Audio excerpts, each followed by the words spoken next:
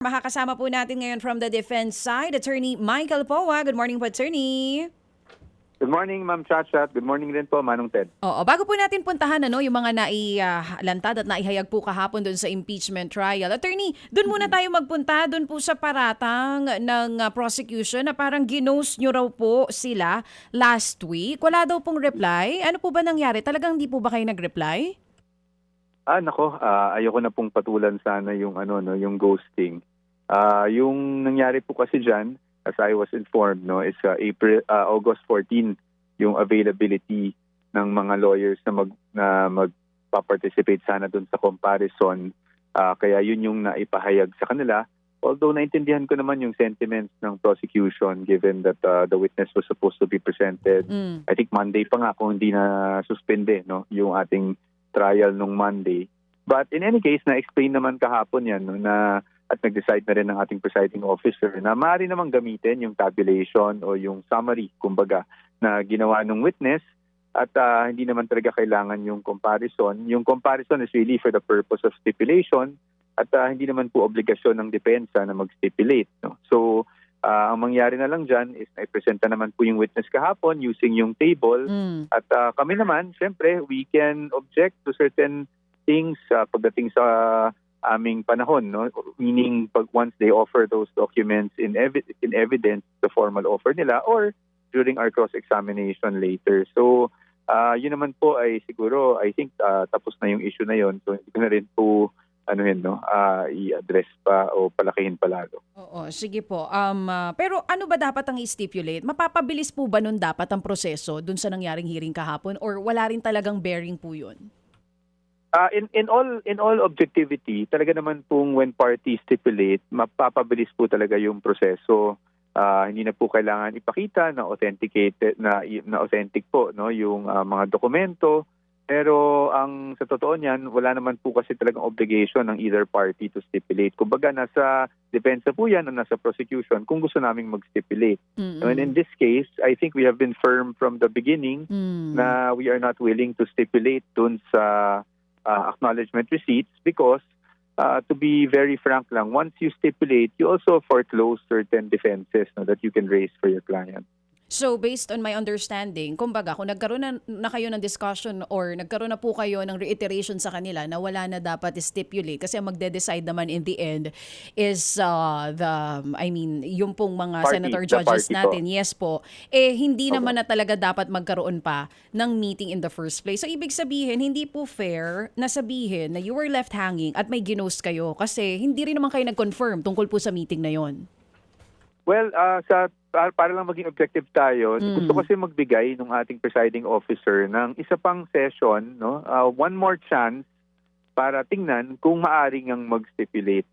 At talaga namang nagkaroon ng directive na sana magkita yung mga parties. Although pagdating sa defense, I think Attorney Christine Ferrer, because she was the one on deck at that time, mentioned that it has to be in a schedule that is mutually agreed upon by the parties. No? Although nagsabi naman ang presiding officer na I think ang gusto niya sana mangyari is Thursday, Friday last week. No? But yun nga, hindi nangyari. And so, while we understand the sentiment of the prosecution, yung sa amin naman sa defense is that we were always firm na we were not willing to stipulate on those acknowledgement receipts. Kasi we're talking about 4,000 something documents that we will have to stipulate on. And we do not think it is in our best interest to do so, especially kasi nga may mga depensa po na hindi natin ma-raise o ma-waive na natin once we stipulate. Ayun, at least malinaw na. Attorney, puntahan po natin yung nangyari po kahapon doon po sa impeachment hearing. Isa po sa pinakamabigat na lumabas kahapon, ito daw pong mga acknowledgement receipts sa DepEd confidential funds na pare-pareho yung date pero galing sa iba't ibang lugar. We know na prosecution side pa lang ito, pero sa side ng defense, pag oras nyo na po, may papaliwanag nyo pong lahat ito. Kasi parang kahapon, nakapagbiro pa yung prosecution side na sinasabing nag-ala Superman, something like that. Oo.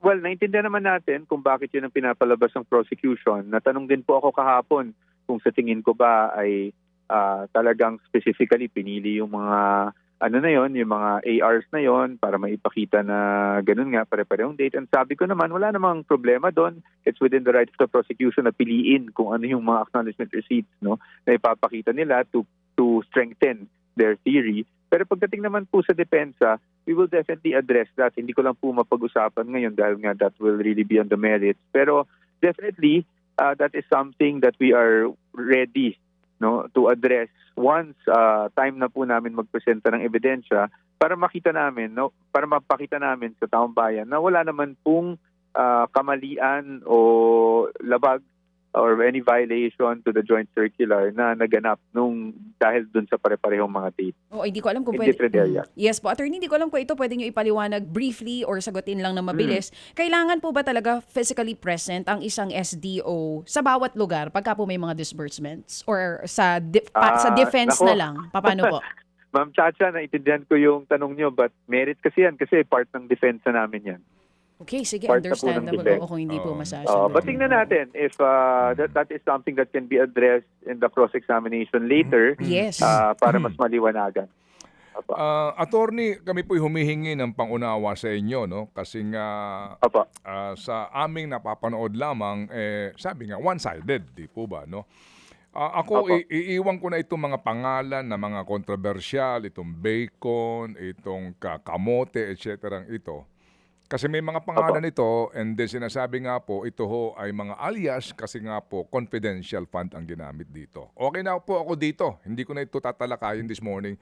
Pero paano ho natin maikakatwiran na walang ginawang kamalian ang OVP o DepEd doon po sa mga resibo na ni walang pangalan kung sino ang tumanggap at pagkalalaki ng halaga? I mean, siguro po hindi mo na kinakailangan maging abogado para malaman na doon pa lang po talaga klaro na may mga paglabag dito po sa audit rules na ito ng COA. I think, sir, ang kailangan po kasing mapakita dyan is how things are done really by the intelligence sector. No? Meaning, ano ba talaga yung nangyayari on the ground pagdating sa intelligence? At dyan po tayo darating, whether it be through yung kung meron mang witness na ipapakita yung prosecution or syempre sa defense, meron din kaming mga witnesses dyan at nasabi naman namin na meron kaming mga reservations rin na kung kinakailangan, i-presenta natin. Parte to no, nung tanong ni Senator Judge Pancilo Lacson kumakailan na kailangan kasi iharap talaga kung sino ba talaga yung may kaalaman sa intelligence. Obviously, it's not us lawyers, it's also not normal employees no, ng government. It will be the intelligence specialist. So, I think masasagot yung mga yan once meron na po tayong kumbaga makuha ang informasyon doon sa may mga alam talaga doon sa confidential or intelligence operations on the ground.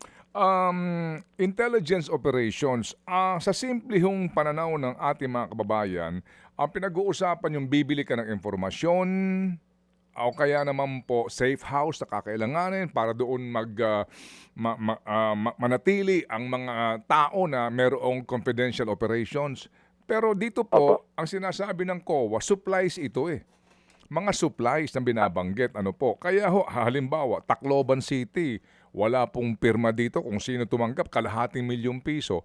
Paano ho namin po dapat tanggapin ito? Well, opo. Actually, Manong Ted, para klaro din yung usapan natin, wala pong findings yung COA dyan eh. So, wala po silang sinasabi na yung mga pirma lang ay non-compliant sa joint circular.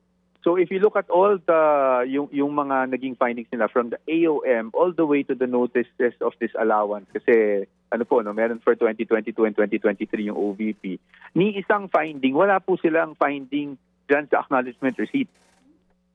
So I think yun yung hindi nakaklaro sa ngayon. Wala po yung finding, yung acknowledgement receipt. So basically, COA considered the acknowledgement receipts as being compliant except for certain things. And this is just factual, no?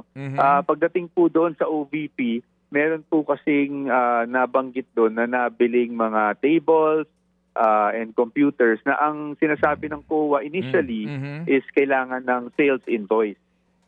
Pero doon po sa mga pirma lang, walang pangalan or pangalan, walang pirma, ay wala pong findings ang COA dyan. So they took it as if it was, at least, from our point of view, they took it as if it was compliant with the JC. Kung compliant siya, bakit kasama siya doon sa mga disallowed? At ito nga po kung... Yung Go ahead, sir. Yung Go ahead. dinisallowed po, yung disallow po, Manong Ted, Mhm. sa aking pagkakaintindi at sa aking pagsusuri dun sa notices of disallowance sa OVP, ay yung pong mga, unang-una, yung mga binigay na reward na para sa kanila, hindi po sila na-satisfy doon sa binigay na tinatawag nating documentary evidence of success. Yung sinasabi nila na pag nagbigay ka ng reward, kailangan kasi sa JC, magbibigay ka rin ng dokumento na nagpapatunay na naging successful yung information gathering. At hindi daw po para sa kanila satisfactory yung naibigay ng na certification ng BPSPG, no? Meaning no untoward incidents happen. And yung pangalawa naman po na na-disallow is just really yung tables and chairs as well as yung computers. Kung hindi ako nagkakamali, may kasama rin computers, no, na nabili, na ang hinahanap naman nila ay hindi nila sinasabing mali yung acknowledgement receipt. Ang sinasabi po nila, dapat yon ay may resibo. Oo, pero dito po sa COA report nga, no, yung mga binabanggit na mga unsupported procurement expenses, etc. Pati bahagi ng COA report nga kaya mayroong pinasasauli na halaga ay dahil po dito sa ating pinag-uusapan. Well, anyway, naunawaan po namin ang inyong sinasabi as part of your reasoning and perhaps defense eventually po, no, sa inyo pong pakakataon. Pero enlighten us, attorney, kasi kahapon sinasabi may mga events, yung tupad, yung pamimigay ng bigas, etc. etc. Kinlaro naman po ni Ginoong Escudero na hindi ginamit yung pera para doon sa pamimigay ng bigas, di po ba, no? Etc. Right? Tama po. Okay. Tama po. At ang sinabi ay ito ay para doon sa intelligence gathering, right? Sa safety. Safety. Okay, sige. Tama po. Ang hindi ko ho maintindihan ng lubos, ano ba ang kinalaman o mandato ng DepEd para sa ganyang uri ho ng operasyon, intelligence? At ano ho ang mandato ng OVP para ho sa confidential information gathering? OVP siya eh. Hindi naman siya, alam niyo ho, yung intelligence community. Bakit po may ganung papel sa buhay ng mga Pilipino ang OVP at saka DepEd? Opo. Siguro in broad strokes na lang po para we don't delve into the merit. Pagdating po sa OVP, ang naging programa nila as was presented na during pinakita yung kanilang physical and financial plan is for the safe implementation of their program. So, ibig sabihin, hindi ginastos yung pera para sa mismong programa, pero ginastos yung pera para nang sa ganun, targeted yung mga programa at safe yung implementation. So, kasi syempre sa mga lugar na pinupuntahan ng OVP para ma-implement ang kanilang mga programa, hindi natin mayatubili na may mga risk dyan, no? At sometimes may mga kumbaga elementong hindi maganda na gustong gumawa ng gulo sa mga ganyang lugar. So yan po yung naging basihan, no, ng OVP. Pagdating naman po sa DepEd, factual lang din po tayo kasi I don't want to go into defenses. But as you know, Manong Ted, even when I was in DepEd and nag-uusap tayo, marami pong problema yung DepEd. Kung naalala nyo, nagkaroon ng barilan sa Masbate. No, nagkaroon ng engkwentro sa Masbate sa labas mismo ng ating paaralan. Meron din po tayong mga issues ng recruitment sa ating mga schools ng ilang mga grupo. So yan po ang naging basihan ng DepEd noon, and ang sinasabi ko po ay base lang din sa aking experience at base sa mga information na binigay sa akin bilang spokesperson on how to address these issues nung tinatanong ako noon. Ayan po ang naging mga kumbaga, basihan kung bakit humingi ng confidential funds ng DepEd noong mga panahon na yun. Okay, sige. Ihiwalay natin OVP and DepEd. Sa OVP kaninyo, para masiguro na kapag nagpapatupad na ng mga programa, lalo na ho siguro yung mga tulong na ginagawa po ng tanggapan ni Vice Presidente sa mga kanayunan, na masiguro na safe yung lugar at walang anumang pong disturbance doon o banta sa seguridad. So, yun po ang purpose. Pero alam naman po natin na ang una, 200 nga mahigit ang kanya sinasabing enforcement ng kanyang seguridad. Ganong karami ang sinasabi pong nagtatanggol sa kaligtasan ng Vice Presidente. And ano pa ho ang silbi nung mga nandoon na AFP, PNP, NICA, etc. na kinakailangan pang gumasta ang OVP ng ilang daang milyong piso para lang masiguro na wala po manggugulo doon sa pupuntahan ng Vice Presidente. Opo, Manong Ted, yung kailangan nating iklaro yan. Hindi lang security po ng Vice President yung pinanggagamitan ng ganyang confidential funds. It's actually a lesser parang kind of aspect of it.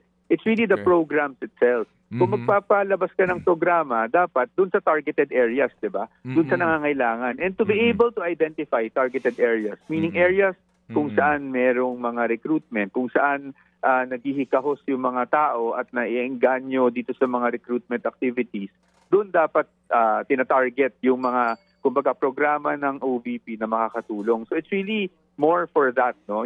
It's not just merely security ng VP. I think mababaw naman po kung security lang ng VP yung pag-uusapan natin. It's really on the programs po talaga. Of course, I'm not saying kayo yung mababaw, Manong Ted. What I'm saying is, ina-explain natin sa tao na mababaw naman kung security lang ng Vice President yan. But ang hirap lang magsalita sa ngayon, Manong Ted. I hope you understand. Yes, we Pero know, at least we know. I hope I can give you a glimpse of ano at least, no, yung ang pinanggagalingan ng OVP ng mga panahon na yun. Ang kagandahan lang po sa ganito pong talakayan po, attorney, kasi yung tanong namin, yung kaisipan namin habang nanonood kami ng impeachment, nandidiyan kayo na sumasagot ng buong laya.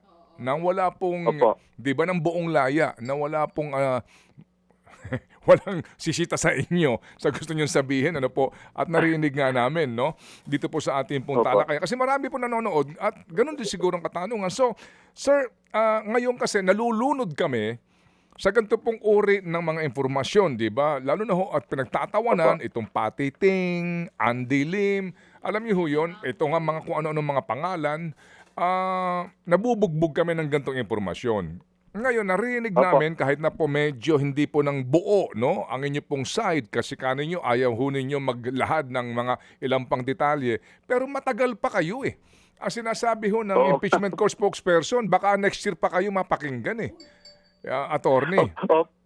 Opo. Kaya po, alam nyo, Manong Ted, naintindihan ko yung ganyang sentimento. At it's also disadvantageous to us, di ba, as a defense na nalulunod lahat dun sa side ng prosecution. That's why we're serious, and I consulted, the Vice President also, our client, no? We're seriously considering yung suggestion din ng ating presiding officer na magkaroon ng spokesperson na baka hindi parte ng legal team nang sa ganun, wala tayong risk ng sub judice. Para po mas ma-explain din yung side namin. This is something I am personally seriously considering and something I've already discussed with our client also. Akala ko... Para naman po, pag na-interview nyo ay hindi kumbaga bitin ang sagot sa inyo, Manong Ted. Akala ko papayag na kayo na pagkatapos ng mismo ng prosecution sa artikulong ito, kayo na kaagad na susunod. Para magkaalaman na tayo. Hindi yung hihintayin na sila, maubos muna sila, matapos sila sa 4 na artikulo, tsaka pa kayo. Naintindihan ko po yung ganun, Manong Ted. And sa totoo lang, pinag-isipan din talaga namin yan. No? Hindi namin yan basta-basta ibinaliwala. But, it will really go into the burden of proof. At we will start playing around with the burden of proof and kahit naman po sa regular courts, no, kahit ilang counts pa yung i-file sa isang nasasakdal, nauuna talaga yung prosecution. So, yan po talaga naging desisyon ng defense team. But I do understand your sentiment and that's why siguro ang isang magandang kakarang sagot dyan is but maybe listen to the sandali lang po, medyo napuputol. Ang isang magandang sagot po ay ano, attorney? Isang magandang o mabilisang tugon dyan is to have a spokesperson na hindi parte ng legal team, no? Nang sa ganun ay mailabas yung side without the risk of being cited in contempt. Opo. Sige. So ano pong sagot dyan ni Vice? Pumayag na po siya na magtalaga kayo talaga ng isang spokesperson po na hindi kasama sa defense team? Opo, napag-usapan naman namin. She is also considering it na talaga. It's just a matter of looking for the right person to do it. At sa ngayon, habang wala pa kaming nahanap, siyempre ako muna po yung tatayo. At medyo may risk lang talaga, no, pagdating sa contempt in terms of yung rules on sub judice. But I'm trying my best na ma-explain lahat factually Mhm. without really venturing into the merits. Or ano kasi po yan ang sub judice naman is trying to sway the opinion of the public one way or the other, di ba? And to influence the court, no? At yun ang sinusubukan nating iwasan. Ito po lamang nakaligtaan ko ito. Ano ang paliwanag dito Sige po. na inconsistent yung petsa? Nag-withdraw sa bangko December 22, 2022 pero nauna po yung aktibidad December 15 hanggang 18. Opo, meron pong paliwanag dyan. Baka siguro para hindi tayo mapunta sa defense, I would urge you kung makakuha kayo ng kopya, Manong Ted, to read yung responses. Kasi ang napag-uusapan is yung yung findings sa AOM, findings sa notice of suspension, pero hindi pa kasi napag-uusapan ano ba yung sinulat ng OVP sa kanilang response or ano bang sinulat ng DepEd sa kanilang response kaya nagkaroon ng credit notice yung DepEd.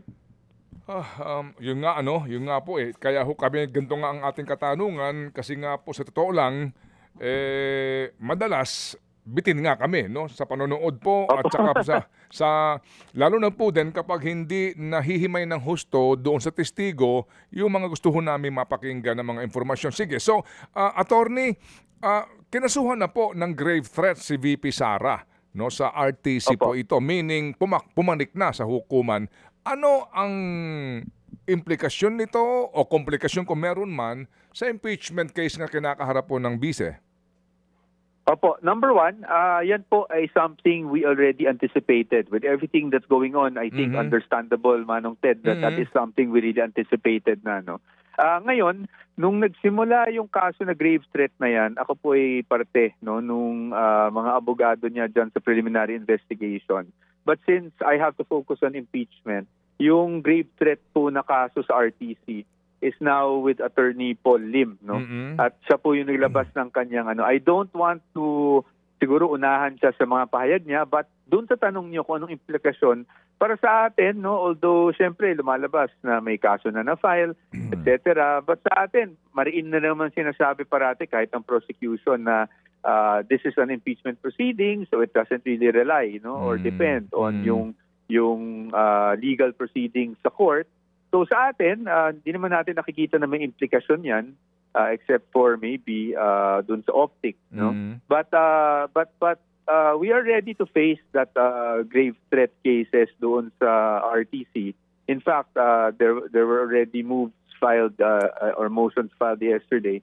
So naman po, confident naman po tayo dyan sa kaso na yan. And again, that is something we really anticipated, in line with everything that's been going on. Sige po. So, attorney, sangayon ba kayo na gawin na po itong hapon ang trial para po tama ho naman, sa amin lang po, tama naman si Ginoong Zubiri na para po, na hindi nabibitin din.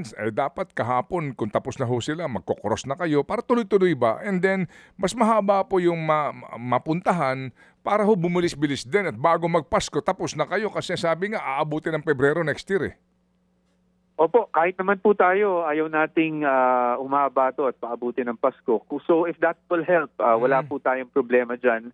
We have no objections. In fact, sa scheduling, tumusunod lang po talaga tayo sa kumpas ng impeachment court. Sa akin, personally, natawa nga ako kahapon kasi nung tinatanong ko sa press con, sabi ko, nasanay kasi din talaga ako dun sa 2 p.m. Schedule noon. So I also had to adjust to the 10 a.m. But in any case, sa atin naman po, susunod lang po tayo kung ano sa tingin ng impeachment court ang mas ikakaganda. Tayo naman po ay wala tayong kahit anong objection dyan. Kumusta po ang inyong ngayong gastusin kasi hindi pumayag po ang Senado na sila ang gumastos sa inyo po mga pagkain dyan at inumin, etc.? Opo, we make do naman po, Manong Ted. Hindi naman po kami kailangan, sabi ko nga sa inyo nun, kahit yung lunch, 30 minutes lang naman. So, at lalo na pag ikaw yung nakasalang, hindi ka na rin naman talaga nakakakain, siyempre, kasi you're preparing. So, okay lang po kami, Manong Ted. Nagpapasalamat kami kasi maraming mga even nag-email sa law firm ko asking if they can donate. Pero tinanggihan po natin yung mga yan. Tama na po yung suporta at mga dasal ng mga sumusuporta sa atin. Okay, sige po. So, attorney, paumanhin kasi po kami natawag sa inyo para nga itong ating pinag-uusapan na talakayan na ito para may yung katanungan namin kahit papaano po, hindi man po sagad-sagad ang inyo pong paglalahad ng informasyon, makakuha kami ng panig ng bise. Opo, maraming salamat din po, Manong Ted. I really appreciate no na sa inyong programa talagang humahanap kayo ng balanse. And I think even with all other media outfits that we really try to accommodate as much as we can. Okay, Godspeed po for today, sir. Salamat na marami. Thank you. Thank you po, Manong Ted, Ma'am Chacha. Maraming salamat. Magandang umaga po sa inyong lahat. Attorney Michael Powa. Mga kapatid, patuloy po kayong tumutok sa 105.9 True FM para sa totoong balita, impormasyon, music and entertainment. Mag-subscribe sa aming YouTube channel at podcast at sundan nyo kami sa Facebook, Instagram, X at TikTok sa True Network PH. Bisitahin din po ang aming official website, truefm.ph. At panoorin din kami sa True TV Signal, Channel 19. Kami po ang 105.9 True FM. Laging true sa'yo, kapatid. Dito tayo sa totoo, tunay at tapat.